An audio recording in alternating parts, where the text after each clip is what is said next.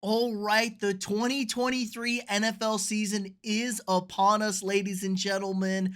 I'm breaking things down division by division, team by team. I picked all 272 regular season games. It gave me a bunch of records. We're going to sort through all this stuff, hopefully getting all of them right. I know I got all of them right. I'm sure I'm going to miss some out there. The NFL is the most unpredictable sport there is for good reason. But let's go through, kick things off in the NFC West with your defending division champion, San Francisco 49ers. Can Pete Carroll and the Seahawks make a push back to the glory days of the Legion of Boom? And what about Sean McVay and the Rams? Can him and Matthew Stafford, Cooper Kupp get back to the top of the mountain just 2 years removed from a Super Bowl title? A very interesting division, I think. We're not going to really talk about the Cardinals. I'm just kidding. Of course we are. But let's start things off in the Bay Area with your defending division champion, San Francisco 49ers. All right, what to say about your defending champion 49ers?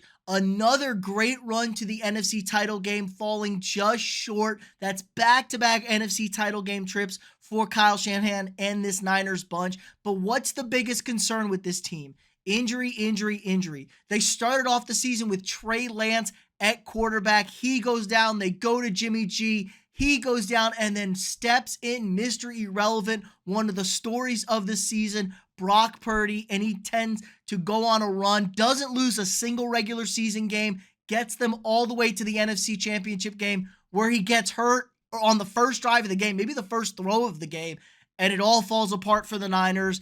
The question is, where are they going this season? This was an interesting pick. I still think the Niners are going to be good. The problem is, a lot of people are very, very high on the Niners. Brock Purdy, not 100%. He is going to get the start week 1 in Pittsburgh, but he is coming off of an elbow injury on his throwing arm. They brought in Sam Darnold to make the, fill in if something happens. Sam Darnold's more than a capable backup. He was good down the stretch, 4-2 with the Panthers last season when he started, 7 touchdowns, 3 interceptions. It's not the old Sam Darnold where he's just throwing 18 interceptions to 2 touchdowns. It's not like that. He's very good in this system. He's had a very strong preseason, so I'm not super worried with the Brock Purdy's injury, but it is going to take some time for them. They're playing a first-place schedule, and it's a tough first-place schedule. A lot of games against division winners, teams we expect to be good. I think the Niners are going to slow down a little bit. They lost some defensive line players. They lost some interior protection. They did, not do too much in the offseason. It's hard. They're spending a lot of money. They have the best pass rusher in the NFL when healthy, Nick Bosa. They have Christian McCaffrey. They have Deebo Samuel. They have George Kittle. They have weapons galore. The question is, are they going to stay healthy? Can they get these things going while Brock Purdy eases himself back into this? Brock Purdy's big knock was he turned the ball over too much in college. That's not him in the NFL. Kyle Shanahan makes things very, very easy. If this read isn't there, you're going here. It's very simple but complex offense, easy on quarterbacks. I think the Niners get out of the gate a little slow, but then pick it back up down the stretch. I have them going 11-6 on the season, but is that good enough to win the division in what should be a tight race? Okay, how about your Los Angeles Rams? 2 years removed from a Super Bowl title. We know the season went to shit last year. Cooper Kupp goes down. Matthew Stafford is hurt all season. Sean McVay talks of retirement in the offseason. Same with Aaron Donald. But man, they lost a lot of guys on the defense. They traded away Jalen Ramsey, lost Ashawn Robinson, Taylor Rapp, and they really didn't add anybody. They didn't have a first-round pick. Again, Sean McVay has never made a first-round pick with the Rams. They drafted Steve Avila, which is a nice guard out of TCU, but the offensive line wasn't good last year. They're adjusting. They should be a little bit better this year. But man, this feels like a one-man show. Cam Akers really emerged late in the season. The question is, what is Stafford going to give you? Does he still have it? And how is Cooper Kupp going to respond to his injury? Cooper Kupp is 30 years old. He is not a spring chicken. He's an older wide receiver, and old wide receivers tend to struggle to get back to their glory days when coming off of an injury that he sustained. So this is all on McVay to be able to be creative, get Stafford in the right spots, making the correct reads. The defense isn't going to be as good. And I just think this completely blows up on the Rams. Reports today that Stafford needs like a picture book to memorize who his teammates are. He can't relate to his guys. How is he supposed to lead them? That could be a little bit overblown, but it's not something I like to hear. I think this is a disastrous season once again for the Rams. Matthew Stafford back to that. Oh, it was just a blip season where he won that Super Bowl. He wasn't even good in that postseason. That defense carried him. That defense is not what it used to be. Aaron Donald seems checked out. Now, how really is he checked out? He's fallen off a little bit. He's still a top 3 defensive lineman in the NFL. He's just not by far the best defensive player in the league these days. I think he wants to check out. Everybody got their ring. Everybody got paid. Sean McVay is burned out. He's still the youngest coach in the NFL somehow, some way.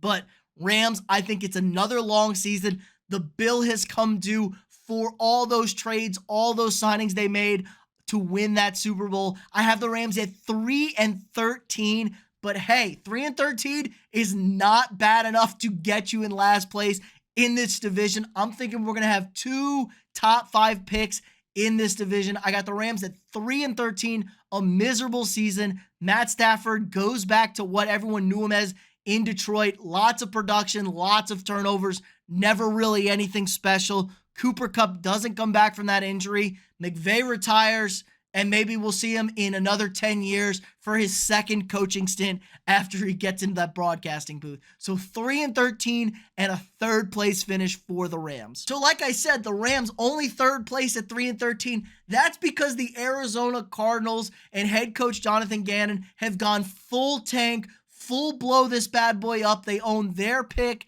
and the Texans pick, and they're going to go get a new quarterback. I think it's very, very obvious. Everyone's kind of fed up and done with Kyler Murray. He's going to be out for most of the season, if not all of the season, rehabbing from his knee injury. I don't think you'd ever want him back. They lose cornerback Byron Murphy. J.J. Watt retires. It's just not much. Now, they did address some of their needs on the offensive line. They drafted Paris Johnson. This was an area of need for them, but they don't have a quarterback. It's really that simple. They just traded for Josh Dobbs about a week and a half ago, and then they cut Colt McCoy, the projected starter, today on the day of cuts. I mean, everyone thought he was going to be smart. He was going to start. They still owe him money, so it's not a money move. They're just trying to lose football games. They've gone full tank. They've committed to it. I honestly am surprised. I know Cardinals fans know they weren't going to be that good this year, but they thought, hey, maybe we'll have something. They just traded Isaiah Simmons. Hollywood Brown, I bet, is next. Maybe even James Conner, but this team is going to be awful. Usually, I would agree that when there's a consensus worst team in the NFL, they're never the worst team, but this is above and beyond. When you get rid of your quarterback like this, I mean, who knows? They're either going to start a 5th-round rookie or a guy that's been there a week and a half. This is going to be a disaster season. I think this is a mulligan. You trade Kyler Murray for some picks. You go draft Caleb Williams with that top pick. I got the Cardinals going 1-16 on the season, dead last place in the division, last place in the NFL. It's okay, Cardinals fans. You're going to get a generational talent at quarterback out of USC. So at least that's the upside, but it'll be 3 quarterbacks in the top 7 in just a very short time frame, 2 of them at the top pick. I don't know what they're going to be able to get for Kyler Murray, but hopefully he changes and they can get some value from him because his attitude is a cancer in that locker room, and it's just really ugly. They need a culture change in Arizona, but it seems like they're heading in the right direction with the new regime. Okay, and finally, we got Pete Carroll, we got Geno Smith, and we got your Seattle Seahawks. Now, this is a team that kind of surprised a lot of people. Geno Smith coming on as the starting quarterback after trading away Russell Wilson. They got a boatload of picks. They got a boatload of players. And Geno Smith, maybe the surprise of the league. He was very efficient. He was very good. More than good enough to get them into the postseason. They obviously got bounced by division rival San Francisco in the first round, but this was a win for a team. They hit home runs in the secondary with later draft picks. They shored up that offensive line with some solid picks, And then Kenneth Walker came on as that starting running back. He was a monster for them. But you know Pete Carroll and his running backs, he can never stay happy. They did lose some depth on that defensive line, rotated some guys in, rotated some guys out. They're bringing back Captain Bobby Wagner from the Rams. This is a guy that wants to finish his career. He's Mr. Seattle.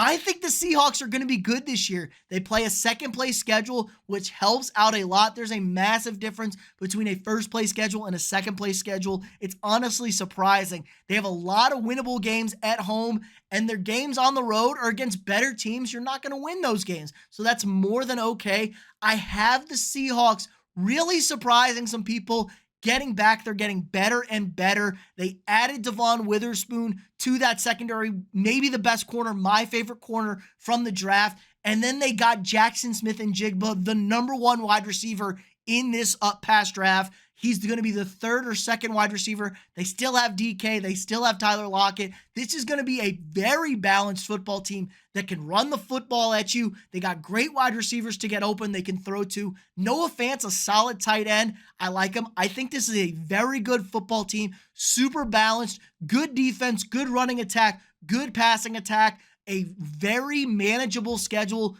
for the Seahawks. I got the Seahawks as a surprise here. I got them 11-6, and I think it's going to be enough. I'm going to take the Seahawks to win the NFC West. Pete Carroll back on top. They're going to get a home playoff game. The oldest coach in the NFL doesn't act like it whatsoever. This is probably one of my out there picks, I think. And why not start it off with an out there pick? I know everyone's on the 49ers. I really, really like the Seahawks this season.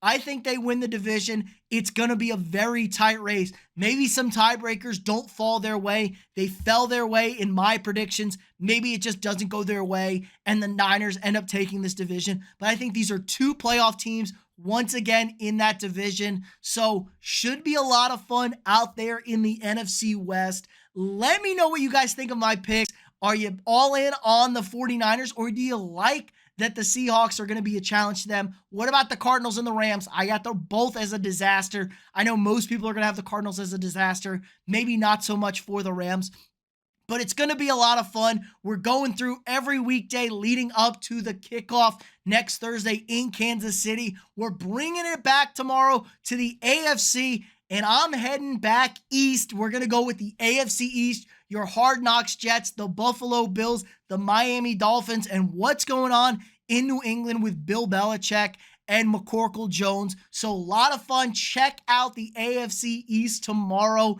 It's going to be every weekday leading up to kickoff. This is a lot of fun. All right, let me know what you guys think in the comments below. I want to hear from you. Again, like this video, subscribe to the channel if you're not already, share this video with your friends. It really helps the channel out a lot. If you want to support me more, click that join button or a link in the description to join our channel membership. You get lots of cool perks, badges, emojis to use during our Monday night live streams or any live streams. It really helps me out, allows me to keep making this great sports content for you guys.